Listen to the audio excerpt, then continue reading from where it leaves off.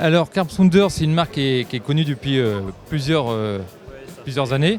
Depuis 1990, donc ça fait maintenant plus de 25 ans. Hein. Donc, c'est quand même, on a connu tout le développement moderne de la carpe. On fait partie des marques un peu dinosaures maintenant. Et ça ne nous rajeunit pas, mais on est toujours là, on a toujours été là parce que c'est une petite structure familiale qui a su s'adapter, évoluer dans le temps selon le développement qui s'est fait dans le matériel, qui est devenu très sophistiqué aussi. Principalement, nous maintenant, on a beaucoup de demandes pour les produits très haut de gamme. Parce qu'avant, on était connus pour avoir des détecteurs simples mais super efficaces, tout ça increvable, etc. Après, il y a eu surtout les jeunes maintenant, on sait qu'ils aiment plus la technologie, c'est de plus en plus technique. On a maintenant le dernier modèle de Rock XRS 2017. Ça a beaucoup évolué encore avec des différentes diodes, le nouveau son, la centrale, l'alarme, tout interconnectable, des systèmes entiers, carrément des modules de différents produits qui marchent entre eux. Les détecteurs cellulaires compatibles avec l'alarme, la centrale compatible avec les rocks, avec les 4 sondeurs, avec l'alarme. C'est des systèmes entiers qu'on propose qui sont interconnectables.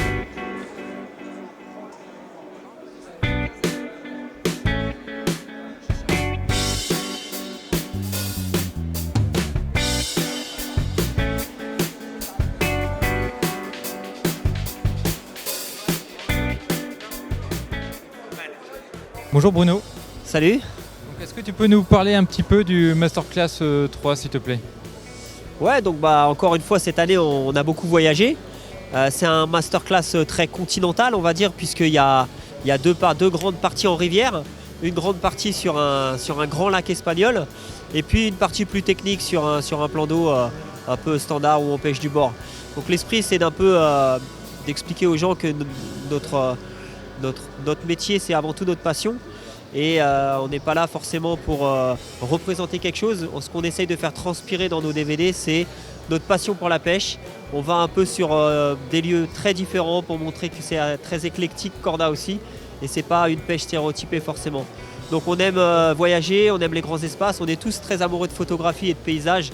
Donc on essaye de coupler les deux pour avoir avant tout un beau DVD avec de belles images avant de dire que c'est un projet commercial.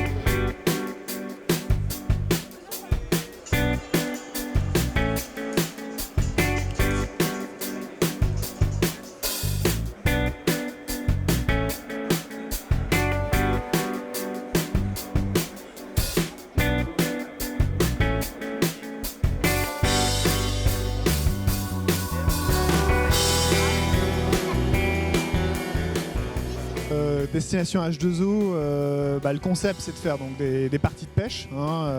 L'idée c'est de raconter des histoires de pêche. En fait les parties de pêche qui se sont réellement déroulées, on essaie d'avoir de la transparence, d'être authentique.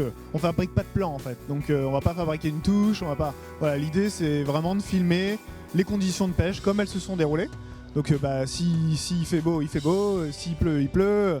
Ça c'est la météo, on maîtrise pas, mais à part ça, à côté de ça, si on s'aperçoit qu'il n'y a pas de touche, on dirait qu'il n'y a pas eu de touche et voilà, et on prendra pas beaucoup de poissons, c'est la pêche. Donc l'idée c'est d'être authentique et de montrer le déroulé d'une partie de pêche. Donc sur BO, puisque c'est ta question, Bin El Ouidan, donc là on est parti donc au Maroc. BO c'est situé donc dans les montagnes de l'Atlas, donc c'est une très très belle région, c'est magnifique en fait. Tu es dans un cadre désertique, juste pour te donner quelques éléments, entouré de milliers d'oliviers. Tu as des montagnes avec des sommets enneigés alors que c'est aride et rouge. Bref, ça contraste énormément. C'est un pays de couleurs. Moi, j'invite tous les pêcheurs passionnés à aller là-bas. C'est juste grandiose. Et voilà, on a fait une semaine de pêche. J'avais eu l'occasion de pêcher en 2007 à l'ouverture de ce lac-là à la pêche. Et puis je l'ai repêché là, en 2016 et ça a donné donc l'épisode 1 de Destination H2O.